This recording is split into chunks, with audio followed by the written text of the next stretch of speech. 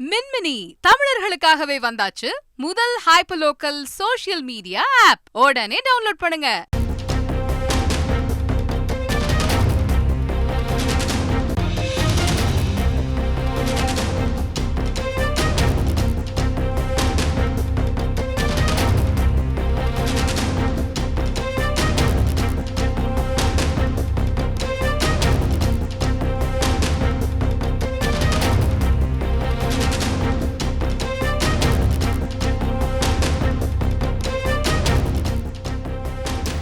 திமுக தேர்தல் அறிக்கை தயாரிப்பு குழு நாளை முதல் தமிழகம் முழுவதும் சுற்றுப்பயணம் மேற்கொள்ள உள்ளது.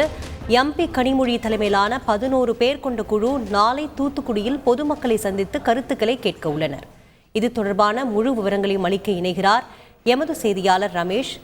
இந்த சுற்றுப்பயணமானது எத்தனை நாள் நடைபெறும், விவரங்கள் என பதிவு செய்யும். வணக்கம். 2024 நாடாளுமன்ற தேர்தலுக்காக திமுக சார்பில் தேர்தல் அறிக்கை தயாரிப்பதற்காக திமுக துணை பொதுச் செயலாளர் கனிமொழி எம்பி தலைமையில் 11 பேர் அடங்கிய தேர்தல் அறிக்கை தயாரிப்பு குழு திமுக சார்பில் அறிவிக்கப்பட்டது.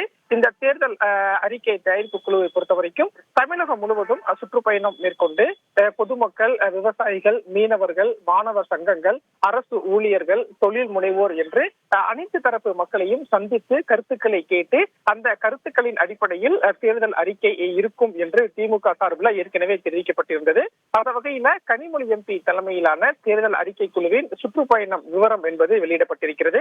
அதன்படி நாளை, அதாவது பிப்ரவரி 5ஆம் தேதி தூத்துக்குடியில் முதல் பயணத்தை தொடங்குகிறது. தூத்துக்குடியில் பொதுமக்கள், வணிகர்கள், தொழிலாளர்கள் என பல்வேறு தரப்பினரையும் சந்தித்து அறிக்கை கேட்கக்கூடிய திமுக தேர்தல் அறிக்கை தயாரிப்பு குழு தொடர்ந்து கன்னியாகுமரி, மதுரை, தஞ்சாவூர், சேலம், கோயம்புத்தூர், திருப்பூர், ஓசூர், வேலூர், ஆரணி, விழுப்புரம் என்று தொடர்ந்து சுற்றுப்பயணம் மேற்கொண்டு பிப்ரவரி 21, 22 மற்றும் 23ஆம் தேதி சென்னையில் பொதுமக்களை சந்திக்க இருப்பதாகவும் திமுக தரப்பில் தெரிவிக்கப்பட்டிருக்கிறது. இந்த சுற்றுப்பயணத்தை முடித்துவிட்டு பிப்ரவரி பொதுமக்களின் கருத்துக்களை கேட்டதற்கு பிறகு அதன் அடிப்படையில் திமுக தேர்தல் அறிக்கை இருக்கும் என்றும் தெரிவிக்கப்பட்டிருக்கிறது. உங்கள் தகவல்களுக்கு நன்றி ரமேஷ். மின்மினி தமிழர்களுக்காகவே வந்தாச்சு முதல் ஹைப்பர்லோக்கல் சோஷியல் மீடியா ஆப். உடனே டவுன்லோட் பண்ணுங்க.